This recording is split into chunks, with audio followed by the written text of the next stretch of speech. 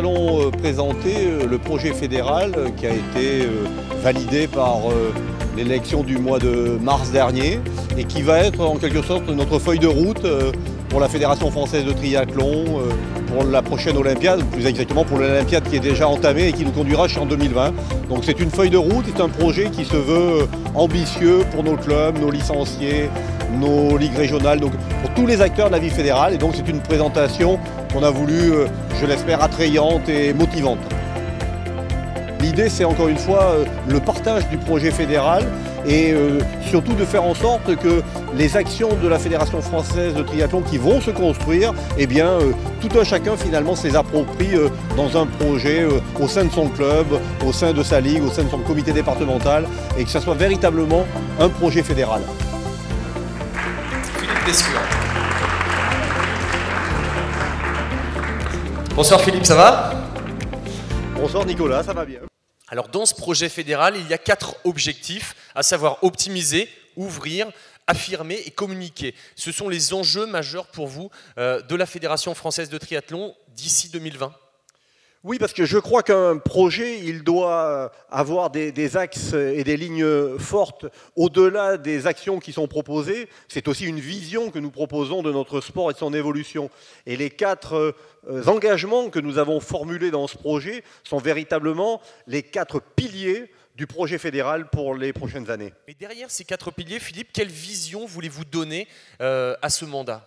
Bien, je crois que ce mandat qui va nous conduire jusqu'à Tokyo 2020, c'est un mandat qui doit nous permettre de poursuivre le développement de notre fédération. Finalement, le premier objectif d'une fédération, c'est de se développer, c'est de conquérir de nouveaux pratiquants, de séduire de nouveaux publics, d'obtenir des médailles. Voilà, c'est ça, c'est finalement assez simple et c'est pour ça que c'est très compliqué.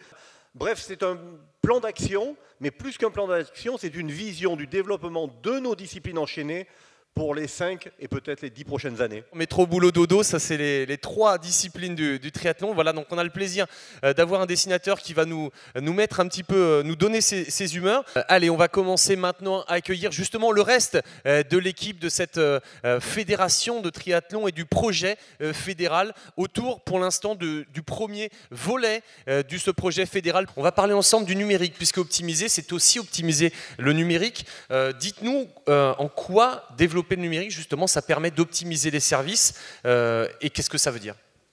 Je crois qu'on peut gagner beaucoup en productivité, en efficacité, en utilisant le numérique. Mais je crois surtout tout ce qui est dans notre vie quotidienne. Je parle par exemple des notes de frais. Je ne sais pas combien vous savez. On a plus de 2500 notes de frais papier qui sortent. Demain, on pourrait le faire sur notre smartphone. On a la gestion des RH, des ressources humaines. On a plein de documentation qu'on peut faire. Donc je pense il faut qu'on axe là-dessus et surtout, ce que je souhaite faire, c'est qu'on puisse proposer tous ces outils, une fois qu'ils seront prouvés au niveau de la fédération, au niveau des ligues. On veut en 2019 mettre en place Espace-Tri 3.0. Moi, mon vœu, c'est qu'on puisse vraiment se focaliser et trouver des solutions pour les clubs. Les adhésions qu'on pourrait prendre directement sur Espace-Tri, des plans d'entraînement, des matériels qu'on pourrait proposer au niveau, faisant de place de marché au niveau fédéral où tout le monde pourrait accéder à des prix pour du matériel. Voilà, c'est un peu tout ça qu'on aimerait mettre en place, mais on va mettre un groupe de travail autour de ça pour lancer ça et démarrer en 2019. Christine, vous êtes nouvelle dans ce bureau, vous incarnez justement la fraîcheur, la nouveauté. Vous êtes une femme de terrain, vous êtes sur le terrain toute l'année, vous êtes présidente de club, vous êtes organisatrice. Expliquez-nous de quelle manière vous voyez les choses et vous allez essayer de travailler justement au service de ce projet fédéral. Oui, donc je suis complètement nouvelle au sein de la fédération et au niveau du bureau exécutif. Donc j'ai appris à connaître tous les travaux qui pouvaient être faits. Je suis une femme de terrain, on peut pas, tous les gens qui me connaissent peuvent en témoigner. Donc je m'attache dans tout ce qu'on peut faire, toutes les idées qui sont émises et tout ce qui peut être voté, à ce que les licenciés soient représentés, les organisateurs, les clubs et la base que sont nos adhérents. André, vous qui êtes nouvelle au bureau exécutif, quel regard vous portez sur l'organisation comptable au sein de la Fédération française de triathlon? C'est une très bonne organisation puisqu'il y a 2 personnes qui sont à la comptabilité sous l'égide du directeur général et du trésorier général.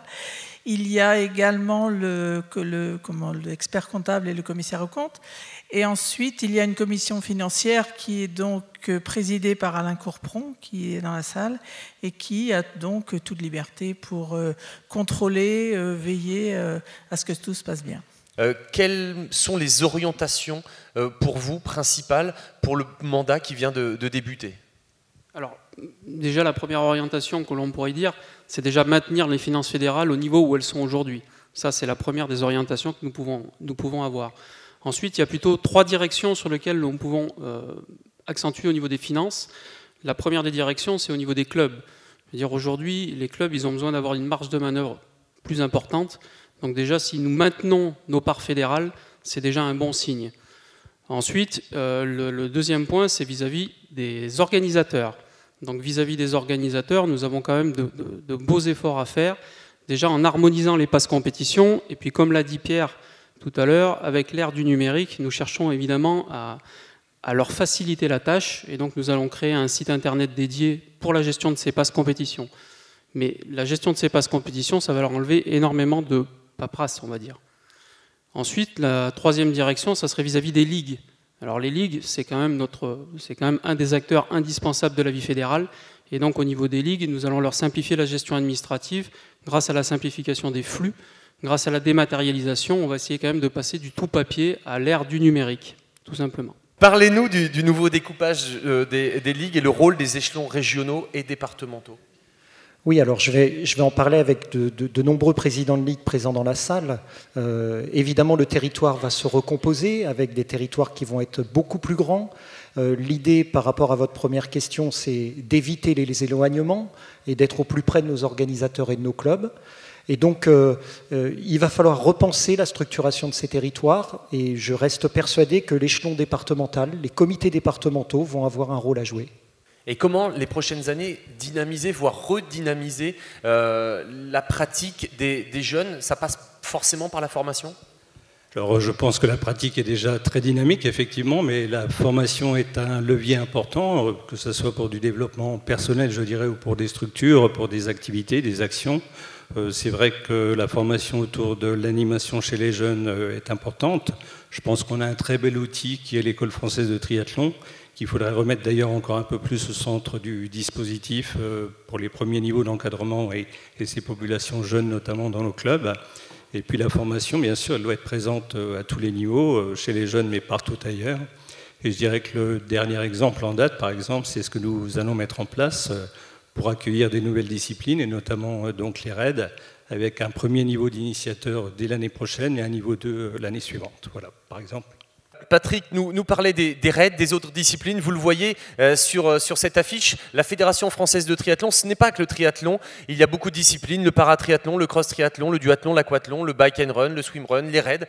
Et bien justement, je vous propose de découvrir ça. Alors dans l'ouverture, ouvrir, c'est aussi ouvrir, on l'a dit, aux autres disciplines. Alors parmi les disciplines, il y a, vous le voyez en bas, le swim-run. Regardez, c'était il y a 2 mois, c'était sur l'Otilo, le championnat du monde de swim-run. Regardez. Ils sont déjà devant.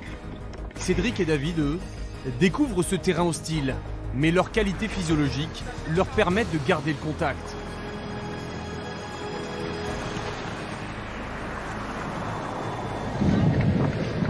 Ici, les parties de course à pied s'apparentent à du trail, sur des rochers mouillés, glissants, où il faut grimper et descendre, sans cesse.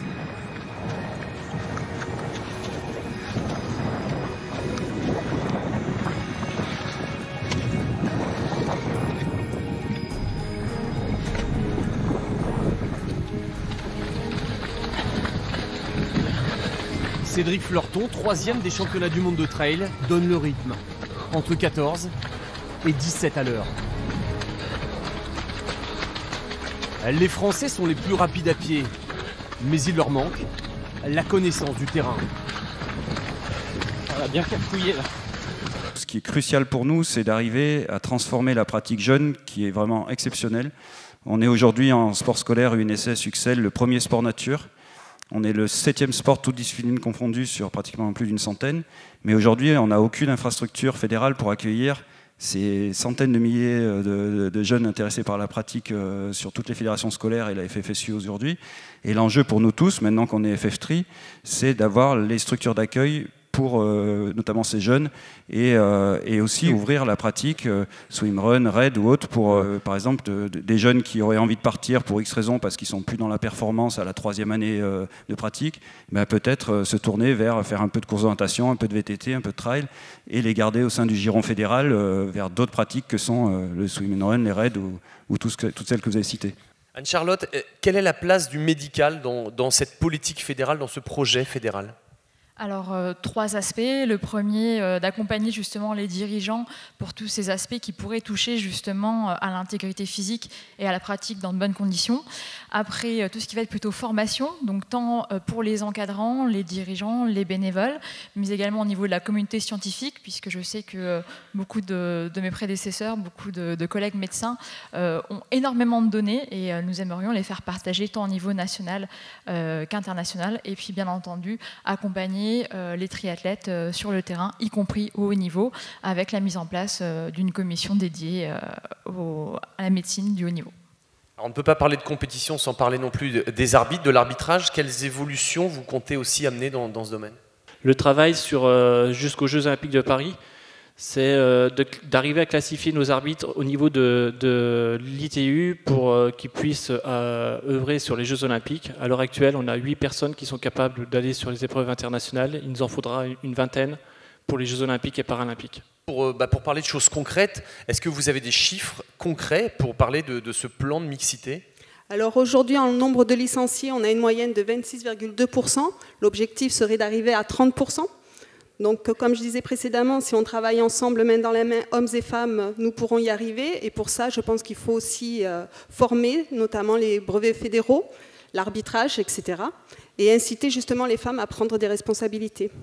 Il y a la mixité, la féminisation, mais pas seulement, parce que dans le mot ouvrir, il y a aussi ouvrir la pratique aussi aux personnes atteintes de handicap, aux paratriathlètes, et ça aussi c'est un point important de ce projet.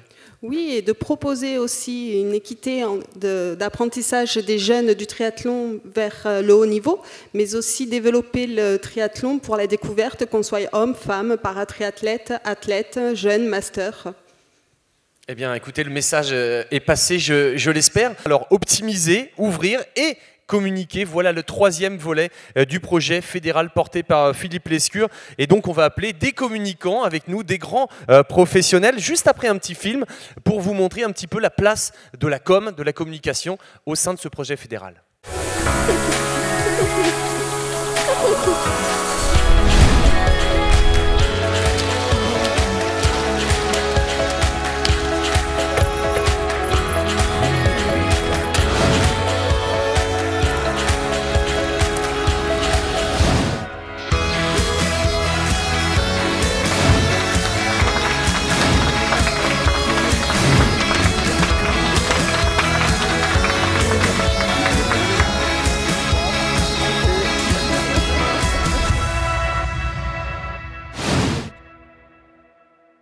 Au mois d'avril, je vous promets, à la prochaine Assemblée Générale, vous aurez un site.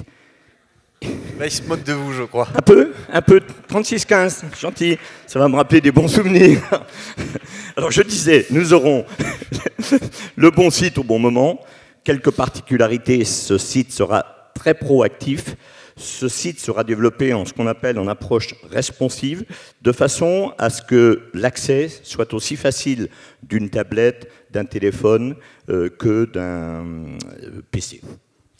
Alors moi qui suis un homme de télé, parlez-moi de la couverture de télévision des épreuves nationales et du Grand Prix. Moi, j'ai qu'une envie, c'est que nous développions la visibilité et la notoriété de notre sport. Et c'est sûr que la place de la télévision va être importante. Je dirais, l'approche que nous avons, c'est une approche que j'appelle omnicanal. C'est-à-dire que tous les canaux, les réseaux sociaux, la presse écrite et la télévision doivent avoir leur place. À ce titre-là, j'ai bon espoir, et on travaille avec Philippe Lescure dans ce sens-là, que sur le Grand Prix D1 notamment, nous puissions avoir 3-4 belles épreuves en différé dans un premier temps, et la grande finale, ça serait parfait si elle était en direct. Comment vous comptez utiliser les réseaux sociaux justement pour sortir de l'époque du Minitel qui est lointaine? Ce que l'on observe, c'est qu'aujourd'hui, nos licenciés, le sport, le triathlon, fait partie de la communauté la plus connectée du monde du sport. Donc, on va agir sur ces leviers, et avec Marine Mijon, nous avons une vraie stratégie avec une ligne éditoriale sur le monde des réseaux sociaux. Et puis, je ne vous cache pas que nous voulons aller conquérir d'autres périmètres, c'est-à-dire des gens qui ne sont pas forcément dans notre champ d'investigation aujourd'hui, mais on ne va pas rentrer dans les détails. En agissant sur Google, notamment avec quelques mots-clés, nous pouvons faire venir d'autres communautés. Et sans rentrer dans les détails, nous avons fait un petit test récemment. Je peux vous dire que c'est très efficient. L'objectif derrière, il ne faut pas se voiler la face, c'est de transformer cette communication en acteur pratiquant demain et licencié si possible. Alors, après la communication, le 4e volet du projet fédéral, c'est affirmé. On va en parler d'ici quelques secondes, mais avant ça, je vous propose un petit film et vous allez voir, ça fait plaisir. Vincent Louis qui s'arrache, et Blumenfeld qui peut pas, et Blumenfeld qui cale. Regarde derrière, c'est bon ça. Blumenfeld, regarde derrière, c'est bon, c'est un bon signe. Vincent, faut plus regarder derrière maintenant, formidable. Faut tout balancer, faut tout jeter, faut plus regarder derrière. Allez, le tapis bleu. Vincent Louis qui va y aller, le tapis bleu, et au bout, la première grande victoire de sa carrière pour le Français. Oui, allez, le sourire, il sait qu'il a gagné. Vincent Louis qui va gagner l'épreuve finale de Rotterdam, la première grande victoire de sa carrière. Magnifique victoire du Français Vincent Louis qui gagne à Rotterdam. Un énorme coup de chapeau devant les plus grands du monde. Blumenfeld termine à la 2e place et finira 3e sur le podium. Et regardez, Mola est passé devant Gomez. Mola est champion du monde. Repartir de Rotterdam avec 3 titres de champion du monde et une victoire sur la grande finale dans la catégorie élite, c'est forcément un motif de satisfaction très fort. On sait que pour être sur ce podium des Jeux Olympiques ou des Jeux Paralympiques, il faut avoir pu être brillé sur les étapes de la World Triathlon Series, sur les étapes de la World Triathlon Series, et donc le classement général, mais également les étapes. Donc tout ça, ça jalonne ce chemin d'ici Tokyo. Pour vous, c'est possible de remporter une médaille aux Jeux de Tokyo?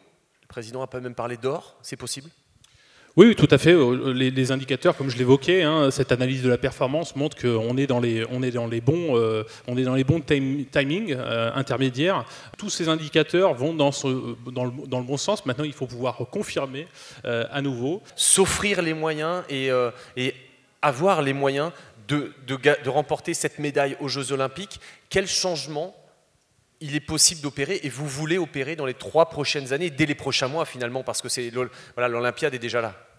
J'évoquais tout à l'heure nos priorités, donc qui sont bien sûr d'ores et déjà définies. Donc la priorité 1, ce sont bien sûr les prochains Jeux qui arrivent, et tant en olympique qu'en paralympique, c'est important de le rappeler.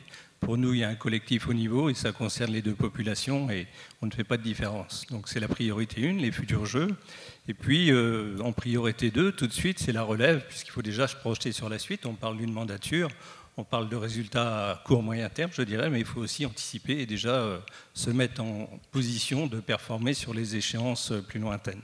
En fait, les athlètes pour 2020 et 2024, ils sont déjà identifiés, on les connaît, on les accompagne. On se situe au sein de la Fédération de triathlon toujours depuis de nombreuses années dans cette triple temporalité. Et aujourd'hui, l'enjeu, quand on parle de territoire, hein, du maillage territorial à développer, c'est bien pour préparer 2028-2032, parce que ces jeunes-là, ils sont dans nos clubs, ils sont dans nos comités, dans nos ligues régionales, et l'enjeu, c'est de pouvoir faire émerger, susciter cette passion, cet engagement, et développer les compétences nécessaires pour pouvoir s'épanouir, se développer dans le triathlon, et pourquoi pas pour certains briller. On a parlé beaucoup de Tokyo 2020. C'est clairement pour vous l'objectif, l'obsession même pour les 3 prochaines années et presque votre raison d'être pour essayer peut-être d'être finaliste ou d'aller chercher une médaille? Oui, exactement. En fait, on a eu l'occasion d'aller chercher de l'expérience en 2016 à Rio avec Cassandre Beaugrand, une de mes coéquipières. Donc ça a été une réelle chance pour nous parce qu'on n'était pas spécialement mature pour aller chercher une médaille comme c'était le cas chez les garçons. Mais du coup, on va dire que pour nous, 2020, c'est beaucoup plus, ce sera une année beaucoup plus appropriée pour aller chercher justement une place de finaliste, voire une médaille. Et marcher sur les traces aussi de Gladys Lemoussu qui a offert la première médaille à la Fédération française de triathlon. Ça, c'est aussi un exemple. Ouais, Glad, c'est un exemple. Et puis en plus, on est une équipe. C'est ce que parlait tout à l'heure le président, l'équipe au niveau des responsables de la fédération, mais même au niveau des athlètes, on est une équipe. Et on va tous dans le même sens. Glad, le jour où elle a ramené sa médaille, j'ai eu des frissons. Moi, je venais de rater la mienne, donc j'étais vraiment triste. J'étais complètement décomposé. Et le fait que Glad passe la ligne en 3e position, j'ai eu des frissons, j'ai eu des larmes, j'ai pris dans mes bras et ça m'a reboosté, quoi. Ça m'a reboosté, je me suis dit, allez, en 2020, ça sera mon tour. Il y aura une nouveauté aussi pour le triathlon aux Jeux Olympiques de Tokyo, ce sera le relais. Et la France aussi aura vraiment une bonne chance de médaille en individuel chez les hommes, chez les femmes, mais en relais, vous avez, voilà, on a parlé de Vincent Louis, de Dorian Coninx, de Pierre Lecor, de Raphaël Montoya, vous, Cassandre Beaugrand. Là, il y a un vrai potentiel de médaille.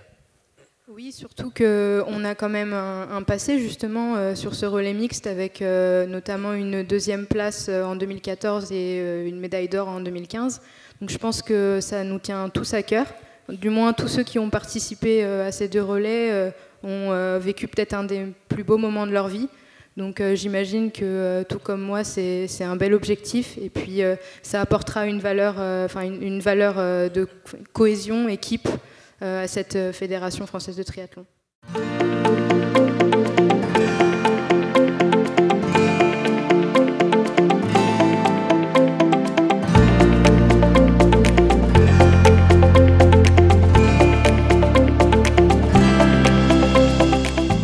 Développement.